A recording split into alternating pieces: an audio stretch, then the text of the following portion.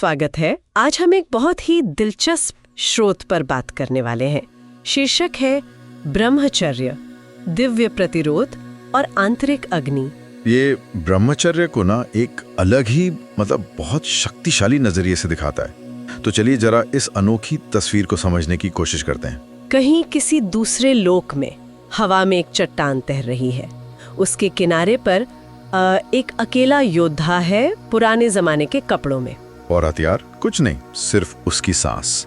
आंखें बंद हैं, पर उसकी तीसरी आंख से एक नीली दिव्य सी ज्वाला निकल रही है। और उसके पीछे प्रलोभनों का एक जबरदस्त, जैसे कोई बवंडर हो, वासना, शोहरत, सुख के भ्रम तेजी से घूम रहा है, पर उसे छू नहीं पा रहा। और उसके शरीर के आसपास सुनहरे मंत्र हैं, एक सुरक्षा कवच की तरह। तो आज का हमारा काम है इसी तस्वीर को समझना।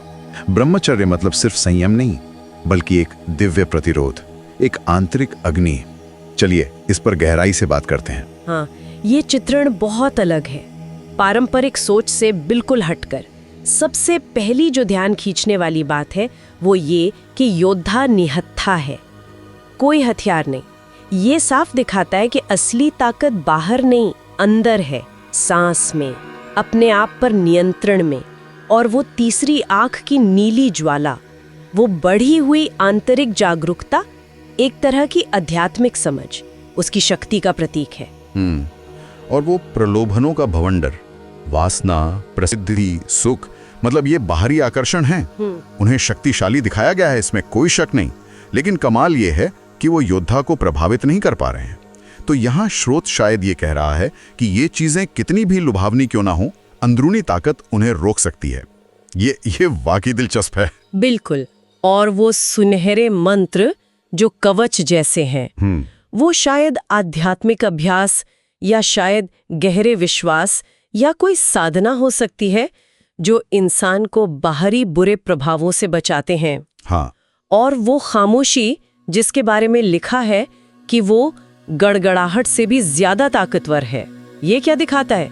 ये बाहरी शोर और उथल पुथल पर आंतरिक शांति और नियंत्रण की जीत है। हाँ, अंदरूनी स्थिरता की जीत। तो यहाँ ब्रह्मचर्य को निष्क्रियता या सिर्फ इंद्रियों को दबाने जैसा नहीं दिखाया जा रहा।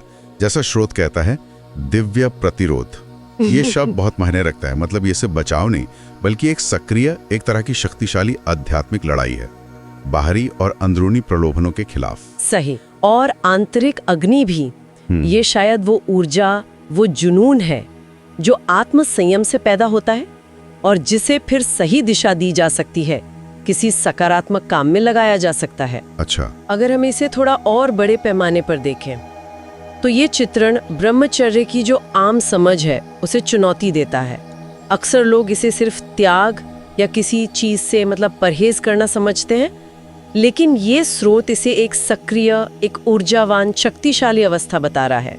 ये सिर्फ ना कहना नहीं है, ये अपनी ऊर्जा को संभालना है, उसे एक आंतरिक शक्ति में बदलना है, एक तरह का ऊर्जा रूपांतरण। ये विचार तो बहुत शक्तिशाली है, पर क्या ये थोड़ा ज्यादा आदर्शवादी या कल्पना जैसा नहीं लगता? क्या स्रोत ये बताता है कि एक आम इंसान अपनी रोजमर्रा की जिंदगी में इस आंतरिक अग्नि या प्रतिरोध को कैसे महसूस करे या कैसे इस्तेमाल करे, या ये सिर्फ उसी योद्धा वाली कल्पना तक ही सीमित है? ये बहुत जरूरी सवाल है।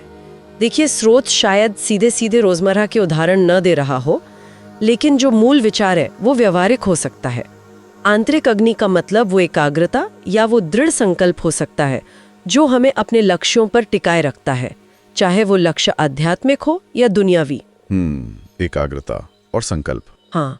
और दिव्य प्रतिरोध, वो हो सकता है ध्यान भटकाने वाली चीजों के प्रति सचेत रहना, चाहे वो सोशल मीडिया हो या फालतू के विचार हो, उनके प्रति जागरूक रहना और उन्हें खुद पर हावी ना होने देना, ये क्षमता।